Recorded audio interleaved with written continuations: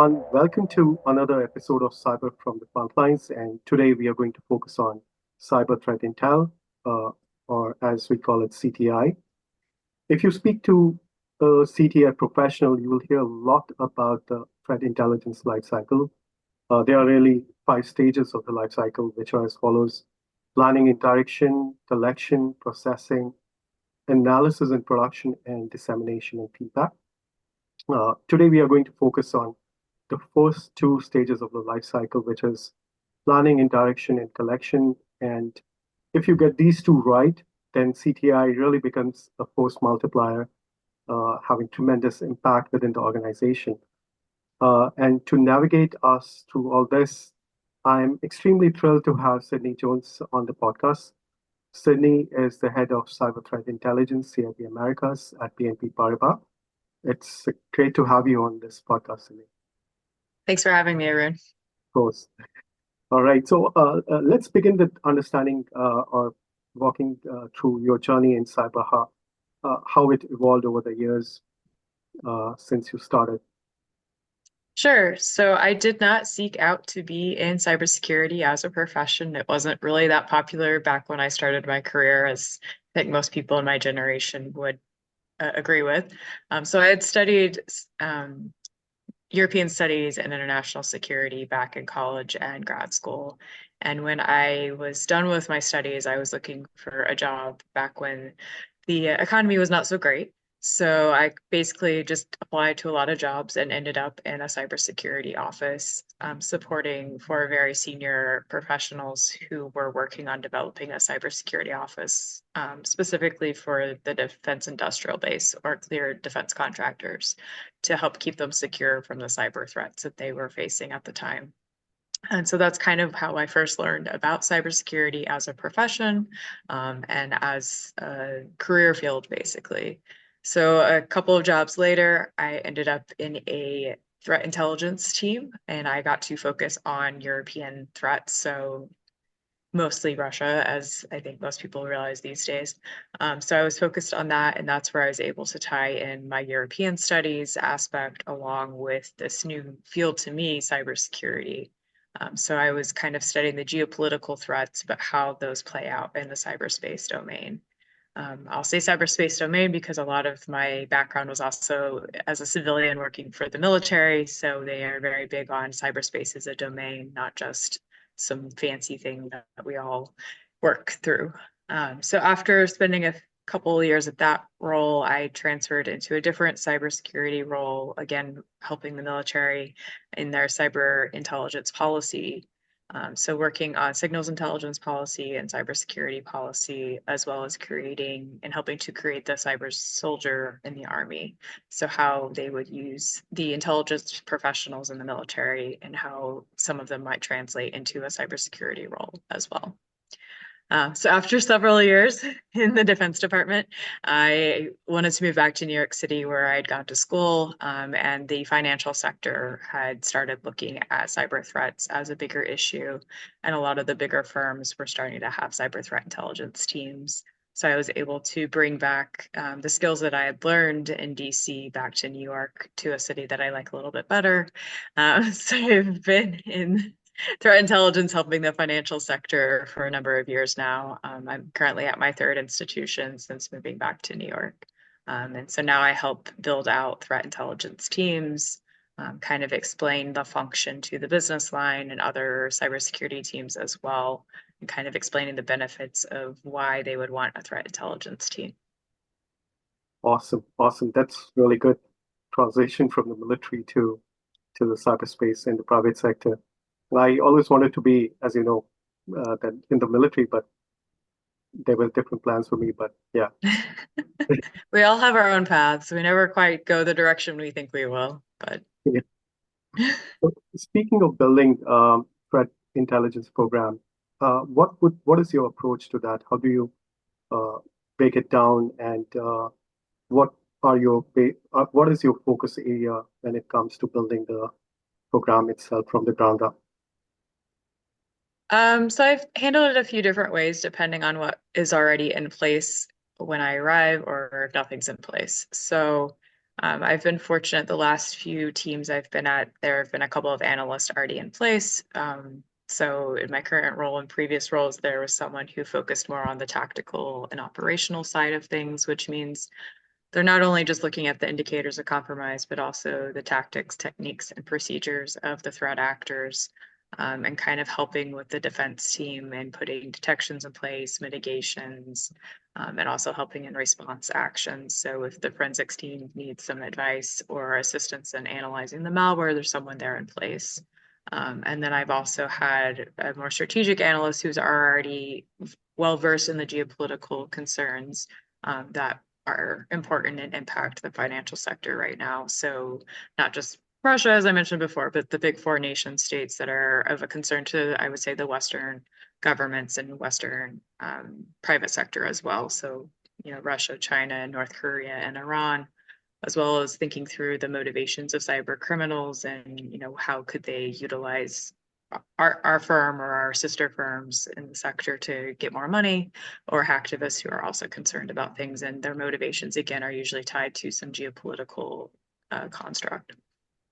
So what I usually do is, kind of have those two types of persons separated out as much as possible, just because as much as they like to learn about the other side of things, which is always great. I encourage learning, but I also encourage people to go where they feel strongest. I don't want to kind of take someone who likes to be in the code and analyzing and assessing what's actually going on in the ones and zeros or the logs and turn them into a geopolitical analyst. They don't usually find that to be that interesting, and vice versa. I don't find digging into malware that interesting. So just thinking through those things and how I've done my own career. So I usually try to have those individuals kind of do some cross training with each other, and then specialize in their functions that they prefer. After that, if that's not in place, then I try to stand that up. If I can only have one, I'd probably take the more operational person, just because that's what's going to be most important usually in the cyber defense space, is having someone who can really help with the defense and mitigation aspect first and foremost. If you're focusing on geopolitical first, while that's interesting, it's not really getting the bang for the buck that the firm will actually need. And so after building that up, then if I have the strategic analyst as well, then I tend to have them start talking to other teams within the firm. If there's a risk team, or there's a business continuity team, or if there's a line of business looking to expand where the business would like to go, then kind of providing some advice and some assessments based on those different areas. Cool, cool. And when it comes to the key stakeholders, like you mentioned, and the consumers of cyber threat intelligence, if you could elaborate a bit, who would be the key stakeholders? So many. Another thing that I've done and find works well is to have the threat intelligence team, if it's a large enough team, usually 3 or more people, write a weekly report. So that's how you can start reaching the most stakeholders. So you'll have your stakeholders that are most important, usually within the Chief Information Security Officer's domain. So that would be your CISO, and then anybody that's reporting up to the CISO. So it could be, usually cyber defense or the SOC, Security Operations Center, are going to be one of the biggest stakeholders and biggest recipients of threat intelligence. But then there's also application security, there's identity access management, there's third-party security, looking at the key vendors, but they're not always notified of when a key vendor has had a cyber breach or a cyber attack. The threat intelligence team usually is aware of that information prior to third-party security. So we kind of alert them on what we're seeing, or other firms have been seeing. Other key stakeholders would also be, sometimes even the CEO, depending on how mature the team is. I've been at organizations where the CTI team briefs the CEO quarterly on major threats that they've seen. And sometimes that information gets passed up even to the board.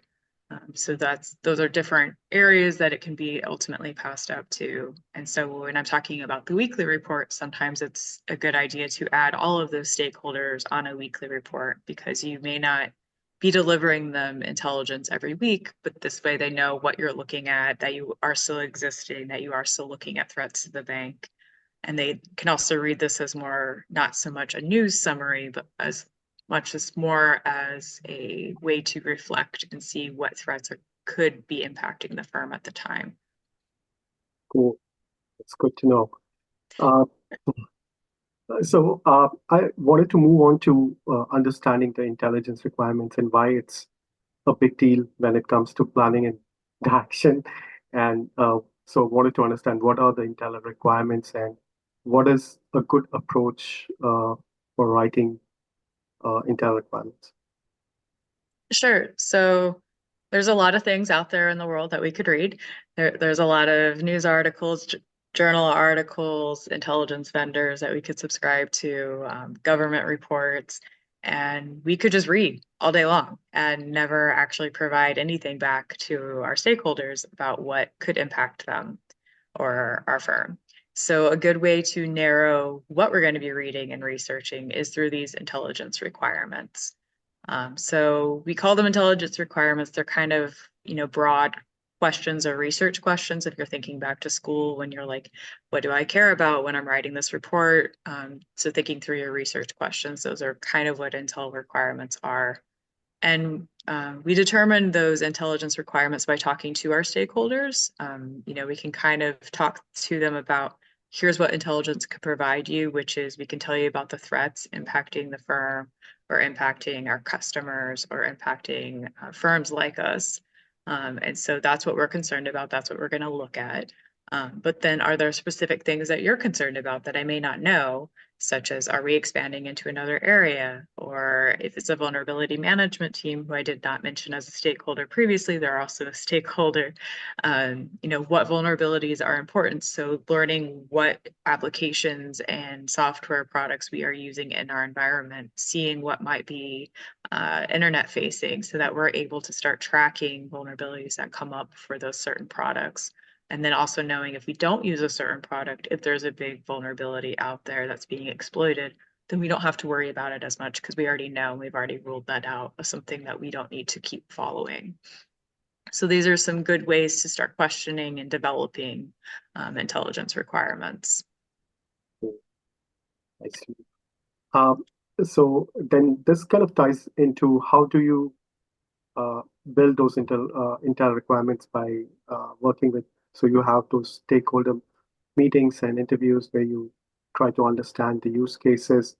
So my question was more, how do you turn those use cases that or those interviews that you have with those stakeholders into these requirements, or how hard it is to turn them into? Sure. So, after having these interviews, there could be a varied approach to determining what is most important. Most important to most firms is, also what is your business doing to make money?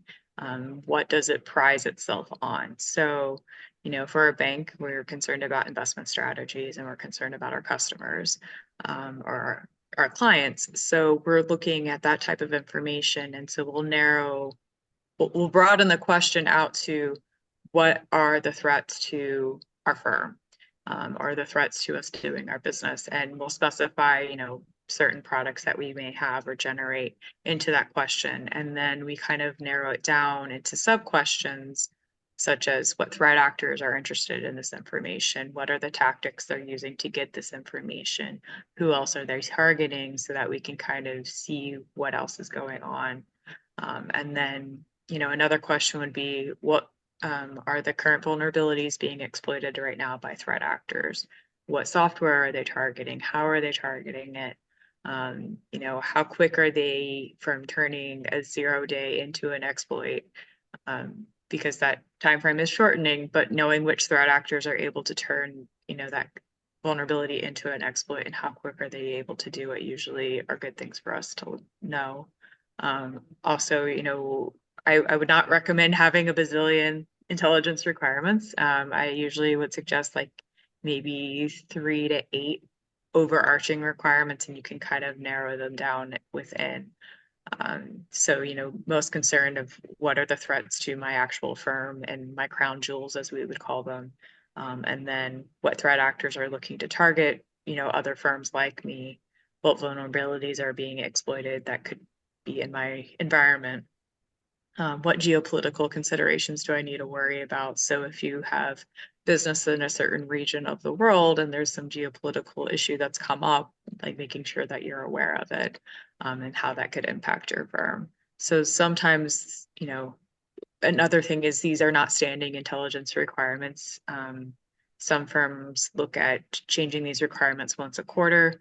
Others do it every 6 months, and others do it at least once a year. So I would say if you're looking to build out a program, to at least check your intelligence requirements once a year. And then if you have the bandwidth, try to check them more than that, just to make sure that they're still of interest to your firm, or if you've sold off a product line, so that's not a consideration anymore, or some geopolitical issue has resolved itself, that's not something you need to be monitoring for. Or if if your firm has decided to not work in a certain region of the world anymore, then is that conflict really going to be an issue that you need to be following? Cool.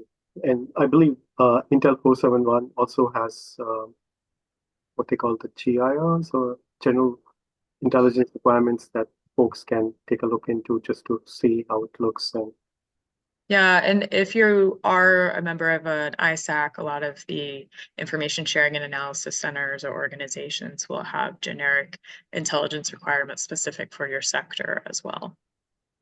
yeah, that's a very important point as well. Yeah. Cool.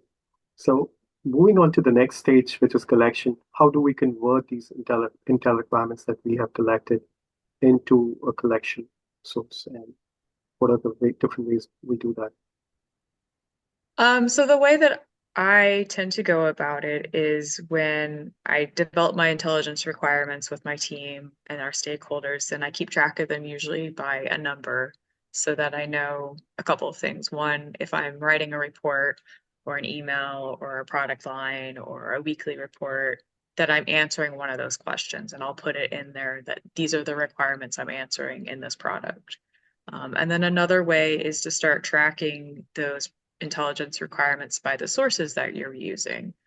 So if you're just, in a shop where you don't have a lot of money, which would make sense these days, there's a lot of very small teams that don't have a lot of money. So you're wanting to see, which open source or not necessarily vendors, but open source products that you're looking at. So there's so many different article sources out there. So seeing which ones are you using the most that are helping you answer these intelligence requirements. And so you start kind of tracking, okay, I have PIR1 and I've used intelligence source X, Y, and Z to answer it the most in the most recent quarter. And so that kind of helps you keep track of which sources are really great for helping you answer a certain requirement. And then if you have a requirement where you have no sources and you're not answering it or reporting on it, what is going on? Is that you need more sources, or is there just no information out there, period? So is this really a requirement that you need going on? So again, that goes back to when you're checking up on your requirements, at least annually, to see if they're worthwhile. This is also a way, if you do have paid vendors, to see if you're actually using your paid services to help answer your requirements. And if not, is that because they're lacking in information, or are they really a vendor that you really need their services? If you don't have customers that would have data on the dark web, do you really need a dark web vendor? Or if you're not too concerned about geopolitical threats, do you need a vendor that's, focused mostly on geopolitical threat actors? Cool. That's interesting to have. It's always interesting to have a mix of all these different sources. Yeah. And don't feel like you need a paid intelligence vendor if you're a small shop. There's a lot out there in open source these days. So it's, a lot of the bigger stories in the intelligence world are going to be published on a public blog. So don't feel like you're missing out if you don't have much of a budget. Yeah, that's important as well. Yeah. So in terms of the CTI program, they always talk about the metrics and what is success. How do you demonstrate the program's return on investment or success? It's hard to quantify that return. I think that's something that a lot of intelligence professionals struggle with still. We talk to each other at conferences, we ping each other, off the side throughout the year, like, have you figured this out? Have you figured this out? So I want to say there's a one-way approach to this. We're all still on this journey together to determine if it, how to demonstrate this return on investment in a quantifiable way. But a few things that I usually say and demonstrate is, especially if you have a lot of external contacts. So it's not part of necessarily the collection effort that we've previously been speaking about, but those external relationships that you may have with other firms that are similar to you. So if they're seeing some activity that they think is weird, they'll call you to see if you're seeing it, and vice versa. If you are seeing something that seems a little fishy, and then you call up your buddy at another firm, through a non-disclosure agreement that you might have with your partner, your sector's ISAC, then that's a way that you can start showing that value add for having your team, because you know who to call and you're not waiting for your chief information security officer to call another chief information security officer to see, like, hey, are you guys seeing this? What are you doing? Like, you're able to do it at your level, and then you can summarize it up to your leadership to be like, hey, we've seen this activity, so of our peers, this is what they're doing, so that's what we're doing. And that's one approach. Another approach that I've done, again, with an external relationship, is having relationships with the local law enforcement agencies, such as here in the US, your FBI agents or Secret Service, even Department of Homeland Security. So this is no matter what your sector is, or even if you have a relationship with your local law enforcement, your local police department, those are also relationships that are good to have. And building those relationships through different networking communities. There's different kind of half-day conferences that are spread out throughout the US at least, so you can go and meet, not only other peers in your industry, but also your law enforcement partners. And they really are there to chat with you and get to know you and be there for you, because, down the road, they may see something in their own investigation, and it's easier if they're not making a cold call to you. And it's also easier if you're having some issue that you've uncovered, that you already know who to call and you're not trying to figure that out in the middle of a heated, stressful situation and trying to deal with an incident. So those are two big things that I usually tout. And then also just being able to talk to different people throughout the firm about, what it is that we offer. So if people are concerned about thinking that threat intelligence is only looking at phishing emails and we're doing the phishing tests and they failed their phishing test, so that means that, like, we did that, kind of explaining that that is not what intelligence does, and just being able to demonstrate the other areas that we cover, and how we're looking externally, and we bring that information back internally to help prevent a future attack and help prevent an attack, hopefully before it ever even occurs or starts to target us. Cool. So you talked a bit about the conferences. I was privileged to be in one of those conferences when you were talking at the SANS CTI Summit last year. So I was wondering if you want to just elaborate a bit on what those talks were about, and how. So I think it was more about the SAN, how you can, how CTI can be used in a smaller to mid organization. That was a talk that you gave last year. And this year, it was more about using sources like FSI-SAC and external partners in building your program as well. So, which both of them were really good, and I would encourage everybody who would be listening to this, just go to that. I'll put the link of those two videos in as well in my when I post this. So yeah, just wanted to put it out there. Sure. So I can talk through the first one, how to use CTI no matter the size of your team. So I kind of chatted, no, you're fine. I discussed how to use CTI if you're just like one person using it, not one person using, if you're one person for your information security team or possibly IT program overall. So kind of like, what do you need to focus on when looking at threat intelligence from that perspective? So if you are a smaller team or a one person super person, then I would suggest, if you are in a critical sector that has its own information security and analysis center, then I would look for that. If you're not, then I would look for the multi-state ISAC, because that usually helps any individual company, and you can start getting indicators and TTPs through that, and you're able to narrow down what you could be seeing from all of these open source products that are out there to narrow it down specifically to your sector and what those threats are. So threat actors tend to target and look at specific industries more so than running across the entire continent, basically. So healthcare is usually going to be targeted by the same threat actors around the same time, same in finance. And then, if you're in a utility, then you have a different threat actor, because not everyone is as sure how to use OT or IoT devices and how to try to do something to those. It's still kind of that niche part of the world, or not part of the world, but part of the market that is still a little difficult for some, low level sophisticated threat actors to target. So again, using your sector's ISAC is probably the best way to go if you're a smaller shop. And then just kind of building up from there. I just kind of gave some tidbits on how to improve upon each of those, all the way up from, one person doing everything, to a one person CTI person specifically, to a smaller CTI team of about 3, a medium 5 to 7, and then a larger team for 10 plus, and just how you can build upon each other. And what are some things you would like to do as far as product line, which is not what we cover today. So deliverables that you could produce, but then also as far as sources that you want to look at, and when do you want to actually start having those intelligence requirements be part of your team. Awesome. Awesome. I'll make sure I have those links. It's all on YouTube.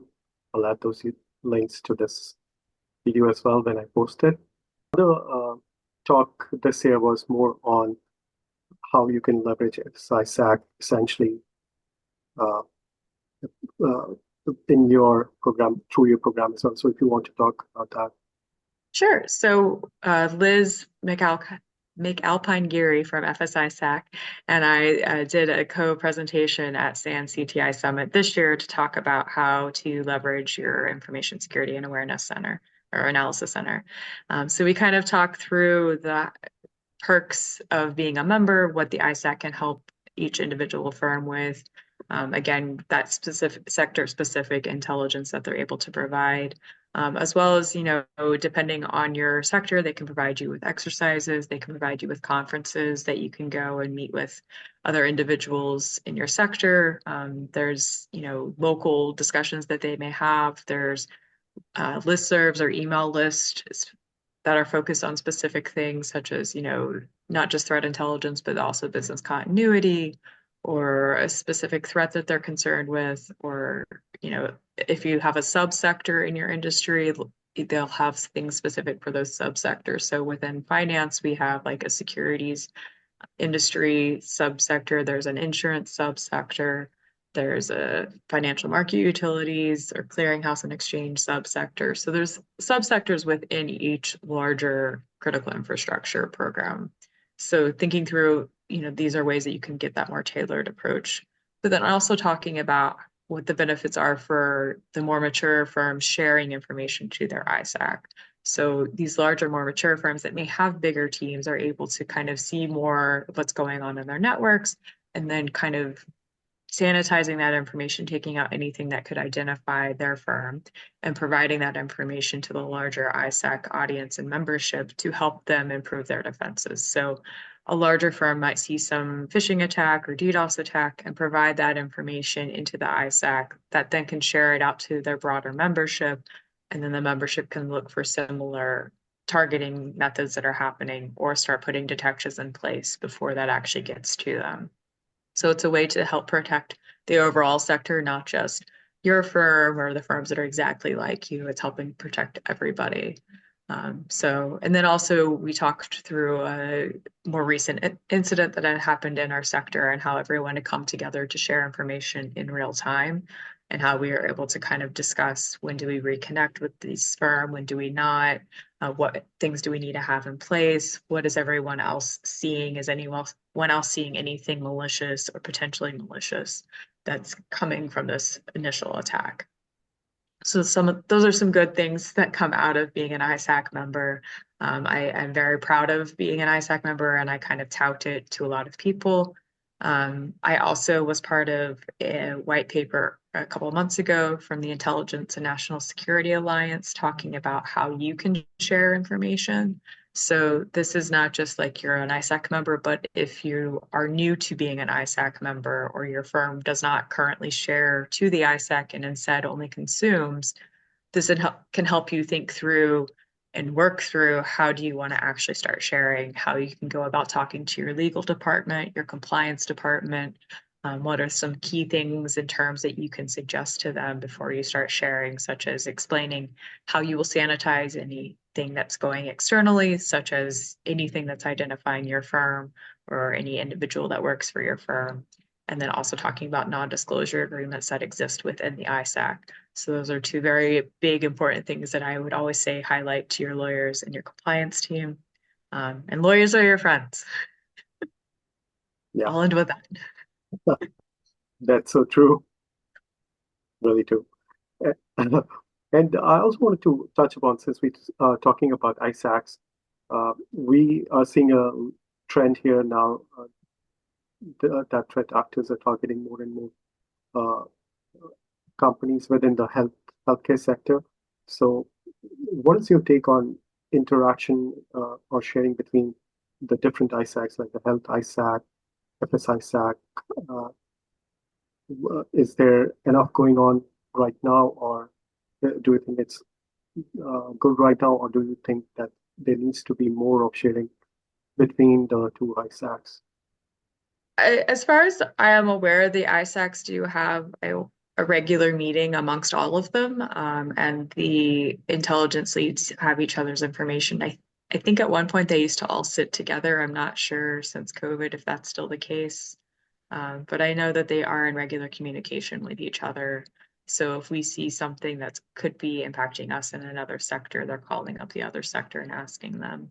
The ISACs also will reach out to their local government partners. So while a lot of them are based in the US initially, multiple of them have become more global. So they can also reach out to those other governments in other countries as well to kind of see and talk to them about activity that they're seeing in their sector and seeing if the government is aware and vice versa. Oh, that's good to know. I didn't know that. So, Yeah. it's really good. Cool. So with that, I think we'll pretty much end this. And it was really great speaking with you, Sydney, as always. And I'm sure that everybody listening in would really enjoy this and try to imbibe what you said about the first two stages, as well as the different things that we talked about. It was good talking to you. Well, thank you for having me, Arun. It was a lot of fun. Yep. So thanks.